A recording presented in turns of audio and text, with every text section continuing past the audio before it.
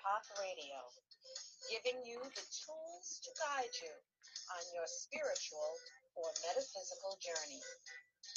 I'm your host, Dr. Candace Nadine Green.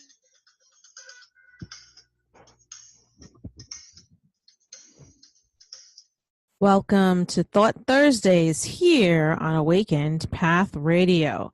As always, you can check out everything Awakened Path by visiting www.awakenedpathonline.com. Again, that's www.awakenedpathonline.com. Today, we welcome back Cathryn McIntyre, who is an indie author, and she has her latest book is The Thoreau Whisperer. Welcome back to our show today, Cathryn. Thanks, Reverend Candace. I appreciate having me back. Oh, it's my pleasure. So, why don't you tell us, you had a ghostly experience in Maine? Could you? I did. You share that with us? It's very interesting. Yeah, it became more interesting when it ended up being in a book about the ghostly hauntings of Maine. But oh wow! But the short version is, I had gone up to Maine to Booth Bay Harbor with my boyfriend at the time, and we were staying at the old inn there, which was at the time Captain Sawyers Inn. And I had ahead of time, I had scheduled us to go on a ghost tour, and it turned out that the lady who hosted the ghost tour that night was married to Greg Latimer, who's an author of Ghosts of the Booth Bay Region is the name of the book that he did that had my story in it. But making a long story short, we went on the ghost tour, met her, talked to her, we had a good time. And during the tour, they brought us back around to Captain Sawyers Inn, and she began to describe the hauntings at the inn, which involved the innkeeper's wife, etc. And so when we got back to the inn that night, my boyfriend and I, we were sitting out on the porch, and I said to him, I'm going to just talk to my guides here and see what they'll tell me about the inn.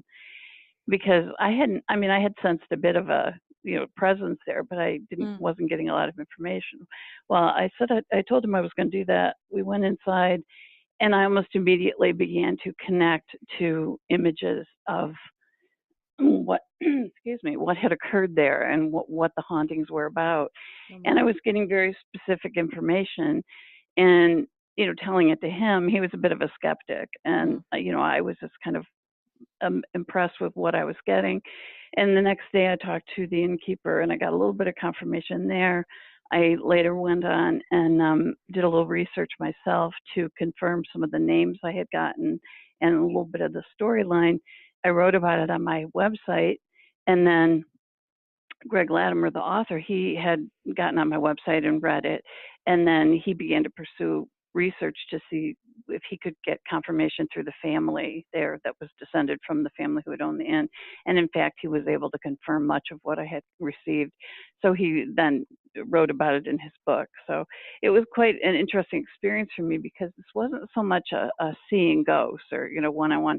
It was that the information I was receiving about, sort of about the story of the inn was coming from, my guides. And these are the guides that I connect to and that I connected to write this book. So it's just very interesting, but I call them my spirit posse. I always refer to them as my spirit posse. And that includes Thoreau and also Brad Dean, who is my mentor and who I write about in the book. So anyhow, so that was pretty much what happened in Maine, and it was quite interesting because one of the key things I had gotten was that a baby had died and had died quite suddenly. And I kept saying to him, I don't know if this is crib death or, like a sudden, what had happened. And it turned out it was quite a tragic situation that had occurred where a mother tried to silence her baby because the Indians were around and they were in danger, and ended up smothering the baby. So it was just such an awful situation, but that was what I was picking up on and didn't quite understand. So anyhow, that's my story. Wow. So also in your book, you talk about a reading you had 20 years before you channeled Thoreau. What was that about? Explain that was so interesting for me because, when I moved out here from Michigan in 1984, when I say out here, I mean to Massachusetts and this area. And I moved in '84. I think by the time I was 12 and growing up in Michigan, I was telling my mother that I was going to move to Boston, and she didn't quite understand why, but it was just so determined. Like I know that's where I was going to end up living, was in this area. And so I came out in '84. I had been working in Lansing at the time for an oncologist, so a cancer doctor. So I had witnessed the deaths of many patients, over the period of years that I worked there. And a lot of them I had seen after. They would come back, I would pick up on them after. I would, know they had passed, whatever. But I'm really young, and at that point, just kind of feeling my way through what's real, what isn't, what am I, able to do. Anyhow, so I come out here, and one of the first things I did, I signed up for a past life regression course in Cambridge Delta in Harvard Square, and the man who was teaching it was living out in a house near Walden Pond, and he said that he would give private readings, so I signed up. So I ended up out there sitting with him in the backyard of a house that was just a short distance from Walden Pond, and he is giving me a reading. And this is like happening back in 1984. So this had happened long ago, so over 20 years ago, from when I started to connect to Thoreau. And I had forgotten about this reading that I'd had. I mean, pretty much forgotten. But as I write about in the book, I keep tapes of all the psychic readings and things. I always have them taped. I have had tapes laying around, and sometime in the midst of the channeling, I got like this little reminder, like, thinking about that reading I had, and I thought, oh my gosh, what did I, I must have the tape of that. I got to find it. And so I dug around, found the tape, and I played it. And this is like, it had happened in '84, and now we're in like 2007. And I'm playing this tape back, and I realized in that reading, he actually says to me, there are spirits in this area, around this area, that want to communicate to you, and one in particular that wants to work through you. And I was, I at the time had thought, oh, those spirits from Michigan, all those dead people, that I had worked for. I was doing insurance, helping them with their medical insurance matters, and that at that office. That was my job there. And so I had a bit of a relationship with some of these people as they had crossed over. And as I said, I had had communications with some of them after. And then I get out to Massachusetts, and I'm like, oh, they must have followed me. It's like, and I've done enough. I don't want to deal with them. So I just kind of dismissed it all and walked away. Well, 23 years later, I find myself going, oh my gosh, that was Thoreau, even back in '84, trying to talk to me, trying to say, we're going to do this thing. And, I write about that in the believing chapter of the book. And then this is sort of some of the process that I had to go through to really understand that what I was experiencing was real. This was really happening, and it was meant to happen. And that's one of the reasons why I was so strong about, I'm moving to Boston. Now, some people may not understand channeling. Okay. I mean, some of our listeners who may be new to channeling. And so for our listeners, can you explain, how do you distinguish between your thoughts and the information that you're getting from spirit? That's a tough question. Sorry about that. That is kind of a hard question. For me, that was sort of a learning process as well. But, and I talk about in the book, a lot of my story in the book is just me coming to terms with this and how to do that, how to distinguish. At times, it's so distinctly different that I have no question about it. Like, I've never had that thought before. I've never, like, where is this stuff coming from? Well, it's coming from spirit.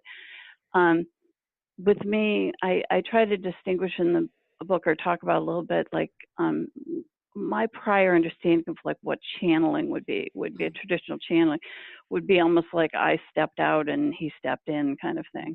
And that never occurred. That wasn't what this was. This was more like an automatic writing. But it was this ability that I had to connect to this, just sort of the stream of words and ideas and images that would just come to me, and it would just be arriving in my head, coming from a separate place. It was just so unusual. But, when you talk to someone in a conversation, they're giving you their stuff and you're picking it up immediately, but you know it's not your stuff. It's you're thinking about, you know, purple elephants because they just talked to you about that or something, you know. It's like you've never had that thought before, and then all of a sudden you're having it because someone just said it to you. It was like that, you know. It's like all of a sudden I'm having images and I'm having this thought. I'm like, okay, wait a minute, I never had that before. Right. And then tapping into that stream of language and that which I would transcribe, and it would just, you know, be scooting across the computer screen. Wow. Which was another interesting thing, because one of the first things when I had the first reading with Barbara at Angelica of the Angels in Salem, she actually drew a computer monitor, and she said to me, you know, when this happens, these words are just going to be flying across the screen. Oh my goodness. And they were, you know, it ended up that I would do this at my computer. I would tune in and close my eyes, and I would just type what was coming, and the words were just flying. So yeah, it's great. It's like automatic writing on the computer. I mean, usually when you think automatic writing, it's a person with a paper and a pen. So it's very interesting that, you know, as our technology advances, our spirit communication, they utilize the tools that we have available, which is very, very interesting. He says to me at one point that he says, you know, there may be others that say they talk to me, and they may, in fact, they may, because I've attempted to talk to others, but he says none of them have transcribed the way you do with your ability to, you know, like type on this machine, you know, which is, I thought, well, that's about right, you know, because it really did speed things up. But also I'd been, you know, supporting myself for years and working in law firms, and part of the work I'd done is transcription, where you put a tape in a machine, you listen, you type. And this was very much like that kind of a process where I'm tuned in, I'm listening, and I'm just typing, but there's no machine, there's nothing in my ear, there's just the words coming. Amazing. You know? That's amazing. Yeah. So I also read that you're a ghost investigator. So what's that like? Oh, I say I'm an occasional ghost investigator. That's sort of like what I talked about, what happened in Maine, where, you know, every now and then I'll go, okay, let's look into this. Let's see what I can get on this. And, you know, I'm intrigued by that subject and that, but, you know, I try to approach it from you know, let's see if we can help this situation, you know, in terms of a haunting. Right. Let's see if we can help this person, you know, cross over. In my first book, In Honor and Concord, I talk about when I first moved into the house there in Concord, that I called it Quiet House, because it was, you know, it's an old house with apartments, and the woman that owned it lived downstairs, and she ran it like a, you know, okay, super quiet, no radios, no whatever, you know, it was just like, you know, it was a very, I don't know, like a sorority house or something, but, you know, I don't even know how to describe it. It was like run by this mother, you know, this whole mother figure in the house. But anyhow, so I began to call it Quiet House. But when I first moved in, the apartment I moved into, the man who'd lived there previously had died. And I think he died in the apartment. And when I first moved in, I had a very clear sense of him there. So I went through my own attempts, you know, it's like, you know, helping to cross him over. And I think it worked. You know, I mean, I think these are sort of, you know, I call myself a natural psychic because, you know, I didn't go looking for this. I mean, this is just like something I was born with, and that I really spent a lot of time kind of fighting off. You know, I didn't really want to deal with this. I just wanted a, you know, quote, normal life, whatever that might be. But I didn't want to have to deal with this stuff every day. And so I'm not somebody that went, you know, I went to New Age classes on things. I studied astrology. I did all that. But I never wanted to go to psychic development classes because, you know, let's like keep this at a lull. You know, I don't really want to advance in this. I don't want to be a professional medium or anything. But so I just kind of, I kind of lost my train of thought there for a minute. But what was I saying? The ghost thing. So so I just approach the stuff in the way that I understand it. So, you know, it begins with like a conversation, but then ultimately, you know, doing the best I can to visualize and help that person to, you know, essentially go toward the light or go into the light. So I felt like I was successful there, and I've done that in the house I live in now. I did that when I first came in, and that helped to clear the space a bit. But it's important to me in terms of that kind of ghost busting, that it be for a higher purpose of helping, that individuals that are stuck, and not just for sheer entertainment or just to get scared. Yeah, as you say, I was going to say that, the ghost, quote unquote, ghost shows that are on TV today, it's all, they're looking for, people go out looking for a scare. So for entertainment, instead of thinking, hey, these spirits may need some help crossing over. They may be stuck and in need of help, and not being showcased across the airwaves. Exactly. Yeah. These are real people. Right. These are, and I bet they wouldn't want to be showcased across the airways. They probably they definitely don't. There's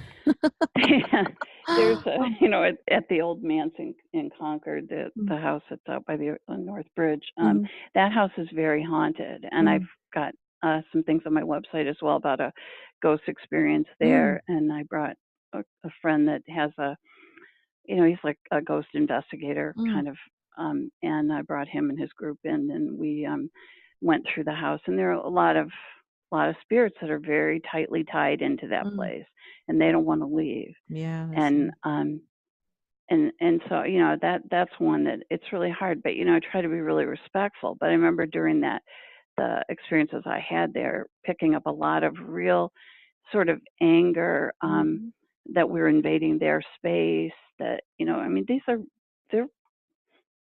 they deserve respect. They're in a spirit form, but they deserve a little more respect than a lot of times they get on these ghost busting shows. And a lot of them are angry because they don't know that they're not in their body anymore.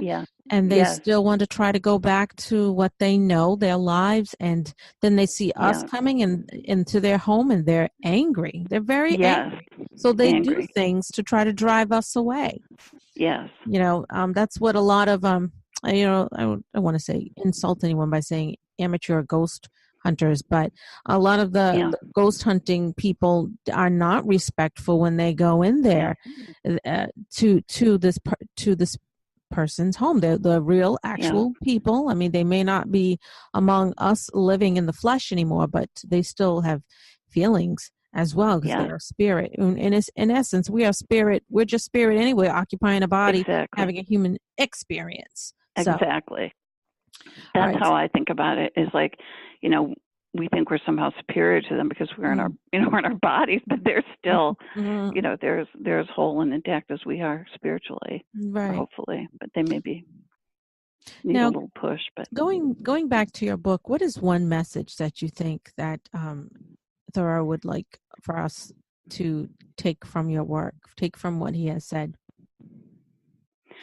Well, I think the fundamental message of Thoreau is, look within, recognize yourself as spirit, and understand the power that you have as an individual. When you are awake to spirit and you see yourself in as an evolving spirit, then you're less affected, by the ramifications of day to day, I guess. And you're seeing a bigger picture. You're functioning from a bigger picture, and that means you're seeing everyone's bigger picture and the tie that we all have together. Now that changes everything. To me, that changes everything. So just the fact that we live on, that you live on. This isn't it. This, little, whatever the certain meager existence we're having at the moment. This isn't all there is. No, this is not all there is. So I think that's part of his message, is just, remind people to get back to that. And, that was always his message. It's in all the books he writes, is, he's always pointing people back to that truth. And, because that really changes everything. And he's asking people to act from that place of awareness and conscience. So, he takes us back to words like conscience. Like he once, in terms of, government and that, people think Thoreau was an anarchist and all that. And he says to me, why would I be an anarchist? Why would I want that? He doesn't want that. He wants a government of conscious people, of awakened, spiritually minded, conscious individuals. That's his dream. And wouldn't that be great? Wouldn't that be great? Wouldn't that be great? Wouldn't that be Totally great? would. Wouldn't that change I don't know if we'll ever everything? get there, but it Yeah. would be really nice. I hope I wake I up don't know one if day it and see would, that. So but that would make all the difference. Because essentially when you have that awakening, then there's no more game playing. There's no more right. anything. You just speak the truth and you act in truth. You have, your actions are right action, he calls it. And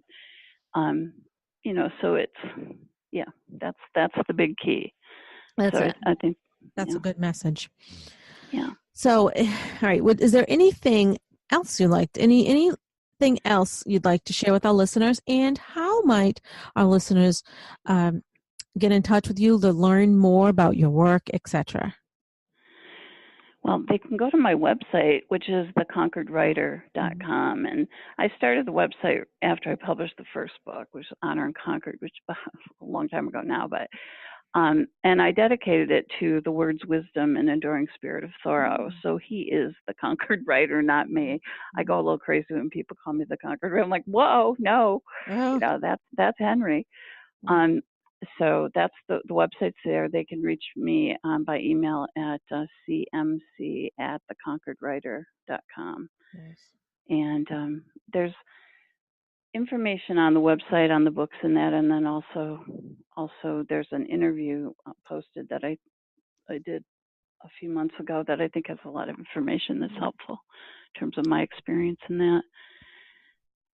Well, everyone, I hope everyone checks it out. It's really, I looked at it myself. It's a very good website. Lots of great information on it.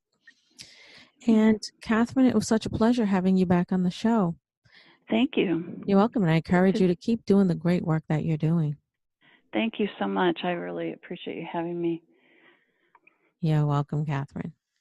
Okay.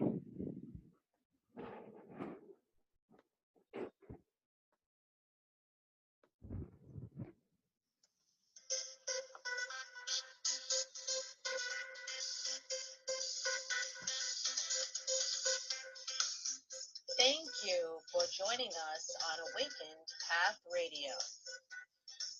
Please check us out at www.awakenedpathonline.com. I'm your host, Dr. Candace Nadine Green, and you are listening to Awakened Path Radio, giving you tools to guide you on your spiritual or metaphysical journey.